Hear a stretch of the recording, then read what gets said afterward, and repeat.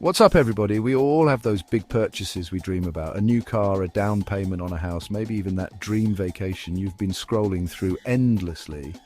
But sometimes actually saving up for those things can feel impossible. Like, am I really supposed to skip my daily latte for the next 5 years just to buy a house? Don't worry, I'm not going to tell you to live off ramen noodles and become a hermit to reach your financial goals. Instead, I'm going to share some practical, stress-free tips that have helped me and countless others save for big purchases without sacrificing all the fun in life. We're talking about simple changes that add up to big results over time. So whether you're saving for a down payment, a new car, or that dream trip around the world, this video is for you. Let's dive in and make those financial dreams a reality. First things first, we need to get crystal clear about what we're saving for. And I don't just mean saying, oh, I want a new car. I'm talking about getting specific. What kind of car do you want? Is it a Tesla Model 3, a Toyota Tacoma? Once you have the exact thing in mind, it's time to figure out how much it costs. Don't just go off a vague estimate. Look up the actual MSRP, factor in taxes and registration fees, the whole 9 yards. We want to know the real number we're working with. Knowing the exact amount you need is crucial. It's not about being restrictive, it's about being motivated. Trust me, having a clear target makes the whole saving process way easier. Think of it like this. If you're training for a marathon, you don't just say, I'm going to run a really long way. You have a specific distance in mind, 26.2 miles. That concrete goal guides your training, pushes you further, and ultimately helps you cross that finish line. The same goes for your finances. Having a clear savings goal gives you something to work towards, a target to hit. It makes the journey feel less abstract and more achievable. Plus, knowing the exact amount you need helps you figure out how much you need to save each month. This is where things get really actionable. By dividing the total cost by the number of months you want to save, you get a clear monthly savings target. This monthly number becomes your financial roadmap. It tells you exactly how much you need to set aside each month to reach your goal. It takes the guesswork out of saving and makes it much easier to stay on track. So take some time to really define your savings goal. What is it that you truly desire? Get specific, find out the exact cost, and break it down into a manageable monthly savings target. Now let's talk about budgeting. I know the B word can sound about as appealing as a root canal, but trust me, budgeting doesn't have to be scary or restrictive. It's simply about understanding where your money is going and making conscious choices about how you want to spend it. The first step is to track your expenses. You can use a budgeting app, a simple spreadsheet, or even just a notebook. The key is to be consistent and track everything for at least a month. This will give you a clear picture of your spending habits. Once you know where your money is going, you can start looking for areas to cut back. And no, I'm not talking about giving up your daily coffee or becoming a social recluse. It's about finding those small, often overlooked expenses that are draining your bank account without you even realizing it. Take a look at your subscriptions. Are you really using that gym membership? Do you need all those streaming services? Cutting back on even a few subscriptions can free up a significant amount of money each month. Next, look for ways to reduce your bills. Could you be getting a better deal on your car insurance? Are you taking advantage of discounts on your utilities? Negotiating lower rates on your bills can save you hundreds, even thousands of dollars each year. Finally, consider your everyday spending habits. Do you tend to overspend on dining out? Could you be packing your lunch more often?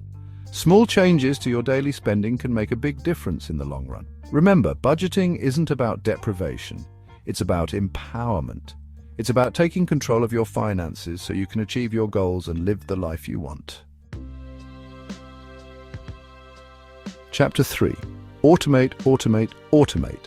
One of the best pieces of financial advice I've ever received is to automate your savings.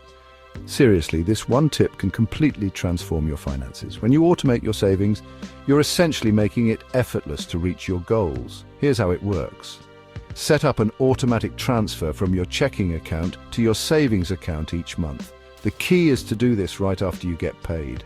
That way the money is saved before you even have a chance to spend it. Think of it like paying yourself first. Before you pay your bills, before you buy groceries, before you do anything else, you're setting aside money for your future self. This way, saving becomes a non-negotiable part of your budget, just like any other bill. The beauty of automating your savings is that it takes the emotion out of the equation. You don't have to rely on willpower or discipline to manually transfer money each month. It just happens automatically, like magic. And the best part is you can start small. Even if you can only afford to automate $20 or $50 per month, that's still $240 to $600 per year that you wouldn't have saved otherwise.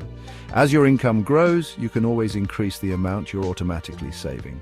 Automating your savings is like putting your financial goals on autopilot.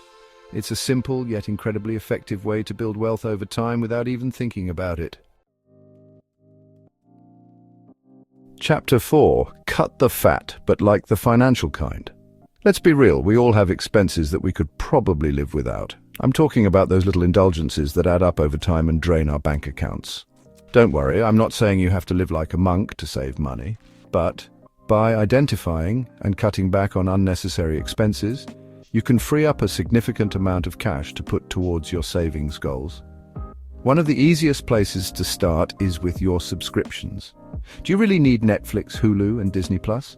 Could you get by with just 1 or 2 streaming services? Take a close look at all your subscriptions, from streaming services to gym memberships to magazine subscriptions. Chances are there are at least a few that you could cut back on without even noticing.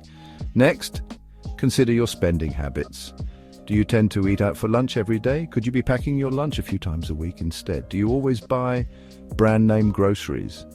Switching to generic brands can save you a surprising amount of money. Another area where you can often cut back is entertainment. Do you go to the movies every weekend? Could you host a game night at home instead? Do you spend a lot of money on concerts and events? Look for free or low-cost alternatives in your community. Remember, cutting back on expenses doesn't have to mean sacrificing all the fun in your life. It's about being mindful of your spending and making conscious choices that align with your financial goals. Chapter 5. Track your progress and stay motivated. We're in this together. Saving for a big purchase is a marathon, not a sprint. It takes time, effort, and a whole lot of motivation. That's why it's crucial to track your progress and celebrate your wins along the way.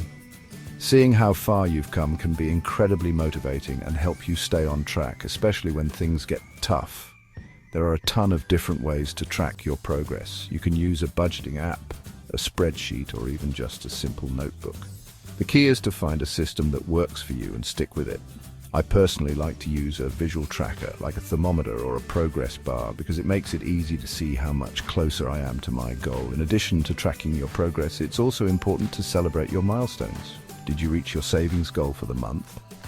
Amazing. Treat yourself to something small like a dinner out or a new book. Did you reach the halfway point to your overall savings goal? That's huge. Reward yourself with something a little bigger, like a weekend getaway or a new gadget. Celebrating your wins helps you stay motivated and reminds you that all your hard work is paying off. It also helps you stay positive and focused on your long-term goals. Remember, saving for a big purchase is a journey, not a destination. There will be ups and downs along the way. But by staying motivated, tracking your progress, and celebrating your wins, you'll be well on your way to achieving your financial dreams.